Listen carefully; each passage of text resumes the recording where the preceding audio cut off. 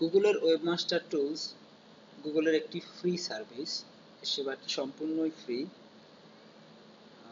এটি যারা ওয়েবসাইট তৈরি করতেছে বা ব্লগিং শুরু করতেছে তাদের জন্য খুবই গুরুত্বপূর্ণ একটি বিষয় হচ্ছে টুলস হচ্ছে গুগলের ওয়েবমাস্টার টুলস।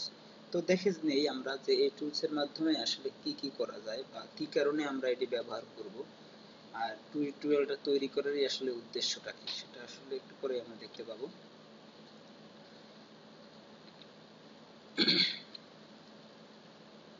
তো টিউটোরিয়াল শুরু করার আগে আমরা একটু দেখে নিই যে যারা নতুন ব্লগিং শুরু করতে চাচ্ছেন বা ওয়েবসাইট বানানোর কথা ভাবছেন অথবা এসইও শিখতে চাচ্ছেন, এই তিন ধরনের মানুষই যারা এই কাজগুলো করতে চাচ্ছেন তাদের জন্য ওয়েবসাইটে গুগলের ওয়েবমাস্টার টুলসটা কিভাবে ব্যবহার করতে হয় এটা জানা খুবই দরকারি।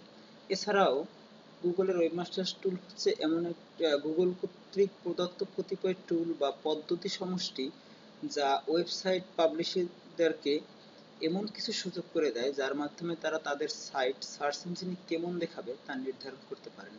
অর্থাৎ আমরা হয়তো প্রতিদিনই গুগল ব্যবহার করে থাকি বা গুগলে কোনো কিছু সার্চ করে থাকি বা খুঁজে থাকি।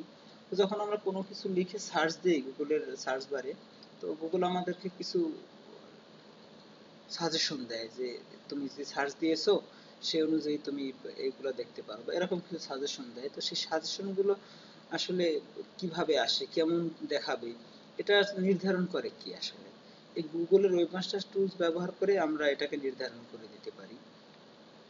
এছাড়াও এটি আপনাকে রিপোর্ট ও তথ্য প্রদান করবে যার মাধ্যমে আপনি জানতে পারবেন যে আপনার সাইটের বিভিন্ন পৃষ্ঠাগুলো সার্চ রেজাল্টে কেমন দেখাচ্ছে। অর্থাৎ একটা ওয়েবসাইটে অনেক পৃষ্ঠা থাকে, কোনো কোনো ওয়েবসাইট আছে যাতে বা 100 বা 200 এরকম পৃষ্ঠাও থাকতে পারে। তো সে এতগুলো পৃষ্ঠা বা কমও থাকতে পারে সেক্ষেত্রে। তো যে কয়টা পৃষ্ঠাই থাকুক সেই পৃষ্ঠাগুলো আসলে সার্চ রেজাল্টে কেমন দেখাচ্ছে বা কিভাবে আছে এগুলো আসলে বোঝা যাবে কিভাবে? আমি তো মানে সাইটটা ভিজিট করতেছি না সবসময়, তো সেই ভিজিটর যারা তারা আসলে কিরকম দেখাচ্ছে এই যে নানা বিষয় একটা রিপোর্ট, এটা আসলে গুগলের ওয়েবমাস্টার টুলস আমাদেরকে দিবে।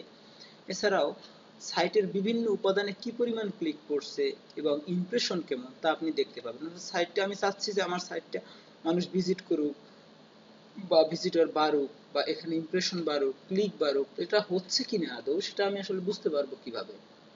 সেটা বোঝার জন্য আমি গুগলের ওয়েবমাস্টার টুলস ব্যবহার করব।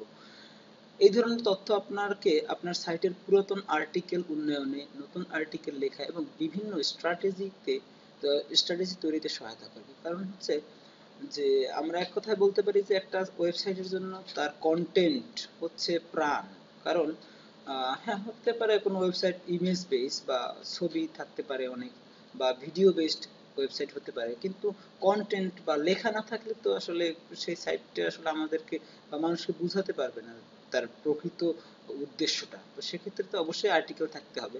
তো আর্টিকেল একবার লিখে ফেললেই যে হয়ে গেল তা না, আর্টিকেল উন্নয়ন করতে হয়, অর্থাৎ নতুন আর্টিকেল লিখতে হয়, পুরাতন আর্টিকেল আপডেট করতে হয়। কারণ বলতে একটা কথা তো বলাই যায় যে সারা দুনিয়াটা আসলে পরিবর্তনশীল, তো সেক্ষেত্রে আর্টিকেলের তো পরিবর্তন হবে।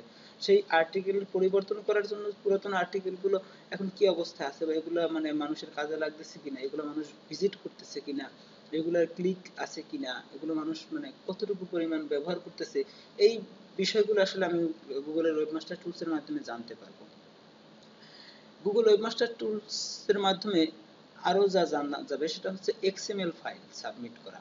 অর্থাৎ এক্সএমএল ফাইল হচ্ছে একটা ওয়েবসাইটের সরি এক্সএমএল ফাইল হচ্ছে একটা ওয়েবসাইটের সাইট ম্যাপ সেটাকে বলা হয়। সেই সাইট ম্যাপটাও গুগলে সাবমিট করা যাবে।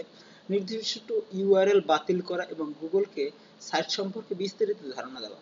অর্থাৎ আমি যখন চাচ্ছি যে আমার সাইটটা গুগল তার কোনো নির্দিষ্ট কিওয়ার্ডের জন্য আমার সাইটটাকে সে সামনে প্রথম দিকে নিয়ে আসুক, তো সেটা যদি আমি চাই সেক্ষেত্রে গুগলকে তো চিনিয়ে দিতে হবে যে আমার সাইটটা সম্বন্ধে তো গুগলকে জানাতে হবে। তো সেটা আমি ওয়েবমাস্টার টুলস ব্যবহার করে জানাতে পারি। আবার বলছি যে ইউআরএল বাতিল করা, হয়তো আমি চাচ্ছি আমার সাইটটা গুগলে থাকুক ইন্ডেক্স করা, কিন্তু কোনো একটা লিঙ্ক বা কোনো একটা ইউআরএল হয়তো আমি চাচ্ছি যে না এটা থাকুক, এটা মানুষ যেন না দেখে, এটা হয়তো কোনো হিডেন কিছু বা সিক্রেট কিছু হতেই পারে। তো সেক্ষেত্রে আমি বাতিল করব কিভাবে গুগলের ওয়েবমাস্টার মানে গুগল সার্চ থেকে, সেটা আমি ওয়েবমাস্টার টুলস এর মাধ্যমেই করতে পারি। এছাড়াও এটির মাধ্যমে আরো জানতে পারা যাবে যে আপনার সাইটের কোনো নির্দিষ্ট অংশ ক্রল কিংবা ইন্ডেক্স করতে গুগলের সমস্যা হচ্ছে কিনা। অর্থাৎ গুগল আপনার একটা সাইটে যখন সে ক্রল করে বা সেখানে সাইটের বিভিন্ন অংশ আছে, সে সেই অংশগুলো সে ইন্ডেক্স করতে পারতেছে কিনা, ক্রল করতে পারতেছে কিনা, বা গুগলের সেখানে কোনো সমস্যা আছে কিনা, এগুলো আসলে না জানতে পারলে তো আসলে নির্দিষ্ট উদ্দেশ্য যেটা সেটা তো মানে সেখানে তো পৌঁছানো যাবে না। তো সেক্ষেত্রে অবশ্যই এই বিষয়গুলো জানতে হবে। তো আর দেরি না করে চলুন দেখা যাক যে আসলে আমরা কিভাবে একটা ওয়েবসাইটকে গুগলের ওয়েবমাস্টার টুলস এর মাধ্যমে ভেরিফাই করব বা গুগলের ওয়েবমাস্টার টুল ব্যবহার করে সাবমিট করব। আচ্ছা, গুগলের ওয়েবমাস্টার টুলস এর সাইট সাবমিট করার জন্য আমাদের প্রথমে ব্রাউজারে গিয়ে সার্চ বারে লিখব গুগল ওয়েবমাস্টার টুলস। তো প্রথমেই যে লিঙ্কে চলে আসছে এটি গুগলের ওয়েবমাস্টার টুলস এর সাইট সাবমিট করার ওয়েবসাইট। সেক্ষেত্রে আরেকটা বিষয় আমাদের মনে রাখা প্রয়োজন, যেটা যে গুগলের ওয়েবমাস্টার টুলস সাইট সাবমিট করার জন্য আমাদেরকে অবশ্যই একটা জিমেইল অ্যাকাউন্ট থাকতে হবে। তো এখানে আমার অনেকগুলো জিমেইল অ্যাকাউন্ট দেখা যাচ্ছে, যেটা আমার ক্লায়েন্টের আছে, তারপর আমার একটা আছে। যাই হোক, আমি একটা অ্যাকাউন্ট দিয়ে সাইন ইন করলাম। তো সাইন ইন করলে প্রথমে দেখা যাবে যে গুগল ওয়েবমাস্টার টুলস এর যে প্রধান ইন্টারফেসটা সেটা চলে আসছে এখানে। তো নিচের দিকে দেখা গেছে যে এখানে example.com, অর্থাৎ এখানে একটা সাইট দিয়ে বলা আছে ডান দিকে যে অ্যাড এ সাইট, অর্থাৎ অ্যাড এ সাইটে ক্লিক করবো। আমি এর আগে আমার এখানে সাইটের লিঙ্কটা দিয়ে দেবো www.scam.com। এটা হচ্ছে আমার সাইট, যেটি আমি এখন সাবমিট করতে যাচ্ছি। আচ্ছা, তো সাবমিট করতে গিয়ে এখানে আমাকে বলছে যে ওয়েবমাস্টার টুল বলছে verify your ownership of www.acauthor.com। তো এখানে আমি ভেরিফাই করতে গেলে আমাকে বলছে তুমি যেটা যে সাইটটা ভেরিফাই করতে চাচ্ছ সেটার জন্য যে নিচে যে মেথডগুলো আছে সেটা যে কোনো একটা অ্যাপ্লাই করো। তো রিকমেন্ডেড হিসেবে তারা বলছে যে HTML ফাইল আপলোড করতে। আমরা মেটা ট্যাগের ভিতরে আমাদের যে ওয়েবসাইট আছে এটার যে HTML মেইন হোম পেজের জন্য যে HTML ফাইলটা আছে সেখানে মেটা ট্যাগ আছে, সেখানে বা আমি আমার যে ফাইলটাকে ইন্ডেক্স ফাইলটাকে যেখানে হোস্ট করেছি সেইখানে আমি আপলোড করে দিতে পারি, অর্থাৎ আমার সার্ভারে আমি আপলোড করতে পারি। এখানে একটা ডাউনলোড করে একটা ফাইল পাওয়া যাবে, HTML ভেরিফিকেশন ফাইল যেটা, তো সেটা আমি সেখানে আমার সার্ভারে আপলোড করে দিতে পারি, তাহলে হবে। এছাড়াও আরও কয়েকটা মেথড রয়েছে, এখানে দেখেন যে HTML ট্যাগ ব্যবহার করে, আবার ডোমেইন নেম প্রোভাইডার ব্যবহার করে, গুগল অ্যানালিটিক্স ব্যবহার করে, গুগল ট্যাগ ম্যানেজার ব্যবহার করে। তো আমার কাছে সবচেয়ে যেটা সোজা মনে হয় সেটা হচ্ছে গিয়ে HTML ট্যাগ ব্যবহার করে, এই পদ্ধতিটা আমার কাছে বেশ সহজ মনে হয়। আর আরেকটা ব্যাপার হচ্ছে গিয়ে যে আসলে কোড কিন্তু সবাই জানে না, যে HTML কোড অনেকেই জানে না আছে, বা CSS এরকম কোডের সাথে পরিচিত নয় অনেকে, তো তারাও হয়তো এখানে সাইট সাবমিট করতে পারবে। আরেকটা বিষয় এখানে বলা দরকার যে মেটা নেম ব্যবহার করে সাইট সাবমিট করার ক্ষেত্রে আরো একটা সুবিধা রয়েছে, যে যারা তাদের ওয়েবসাইটের জন্য ওয়ার্ডপ্রেস ব্যবহার করেন, তো ওয়ার্ডপ্রেস ব্যবহার করে তাদের জন্য একটা অসুবিধা হচ্ছে, তারা মানে যতগুলো ফাইল আছে ওয়ার্ডপ্রেসে সবগুলোই আসলে পিএইচপি ফাইল, যতগুলো কোডের ফাইল আছে সবগুলো পিএইচপি ফাইল। পিএইচপি ফাইল হওয়ার কারণে অনেকে দেখা যায় সমস্যা করে যায় যে পিএইচপি ফাইলের ভিতরে আমি তো খুঁজে পাবো না কোথায় আমার ইন্ডেক্স ফাইল রয়েছে। তো সেখানে একটু সমস্যা হওয়ার কারণে ইন্ডেক্স HTML ফাইলটা খুঁজে পেতে সমস্যা হওয়ার কারণে, তো সেখানে তো নেই ইন্ডেক্স HTML ফাইল, তো সেজন্য একটু সমস্যা, যার জন্য আমরা এই পদ্ধতি ব্যবহার করে সহজেই করতে পারবো। তো সেক্ষেত্রে আমি এটাকে কপি করে নিলাম, কপি করে নিয়ে এরপরে আমার যে সাইটটা রয়েছে সেই সাইটে আমি ক্লিক করবো, সেই সাইটে আমি প্রবেশ করলাম। এটা হচ্ছে আমার যে সাইটটা, এই সাইটটা হচ্ছে ওয়ার্ডপ্রেসেই করা আছে এই সাইটটি আমার।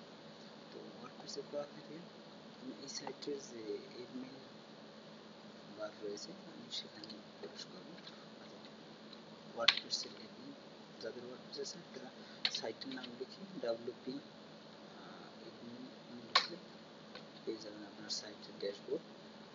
তো সাইটের ড্যাশবোর্ডে আসার জন্য আমার প্রসেসে লগ ইন করতে লগ ইন করলাম।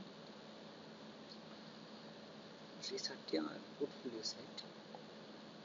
তো যে সাইটের দেখেন আমি ওয়ার্ডপ্রেসের ড্যাশবোর্ডে ঢুকলে এখানে আমাকে বাম দিকে আমার সাইটের বিভিন্ন অপশনগুলো রয়েছে। তো এখানে একটা মাঝখানে দেখেন অ্যাপিয়ারেন্স নামে অপশন আছে, ওই তার শেষের দিকে এডিটর আছে।